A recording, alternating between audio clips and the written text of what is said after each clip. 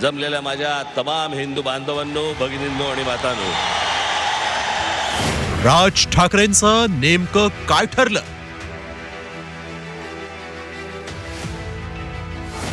मनसे महायुतीत सामील होणार?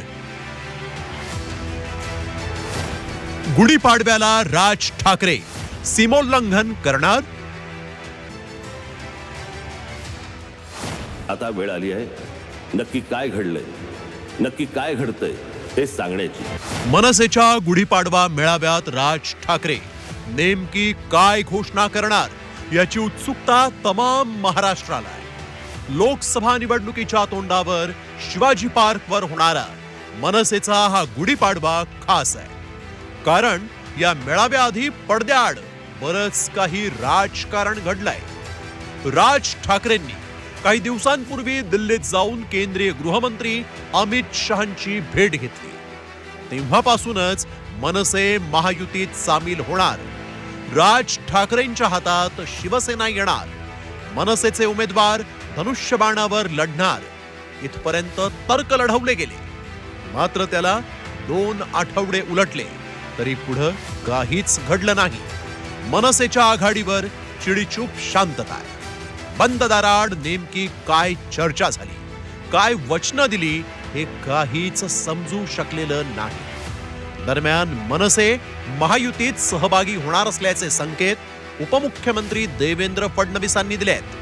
श्री राज ठाकरे आणि त्यांची महाराष्ट्र नवनिर्माण सेना ही देखील महायुतीसोबत त्या ठिकाणी राहील, मोदीजींच्या सोबत राहील, मोदीजींना त्यांचा पाठिंबा असेल, अर्थात त्यांचा पक्ष आहे, त्यांना निर्णय घ्यायचा आहे। पण माझी मात्र निश्चितपणे त्यांच्याकडनं ही अपेक्षा आहे की यावेळी त्यांनी मोदीजींना पाठिंबा दिला पाहिजे।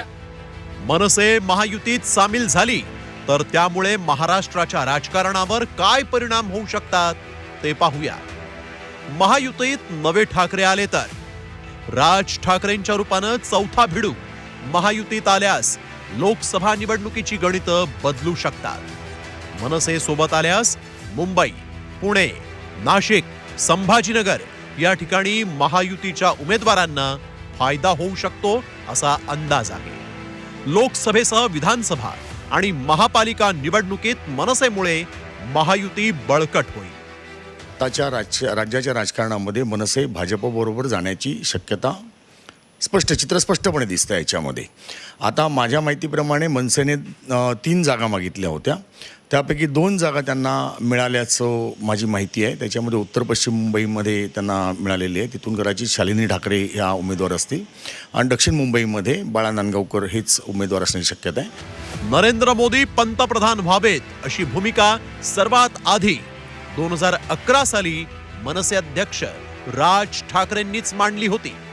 त्यानंतर ती आपली चूक होती असंही त्यांनी जाहीर केलं। आता पुन्हा एकदा हिंदू जननायक राज ठाकरे आणि भाजप नेत्यांमधली जवळीक वाढू लागली आहे। उद्धव ठाकरे भाजपापासून दूर झाल्याने राज ठाकरेंच्या रूपानं नवा ठाकरे महायुतीत येणार का? मनसे भाजपाला पाठिंबा देणार की मनसे लोकसभेच्या निवडणुकीत अलिप्त राहणार? या साऱ्या प्रश्नांची उत्तरं गुढीपाडव्याच्या सभेत मिळणार आहेत। व्हिडिओ जर्नलिस्ट मनीषसह कपिल राऊत, झी मीडिया, मुंबई।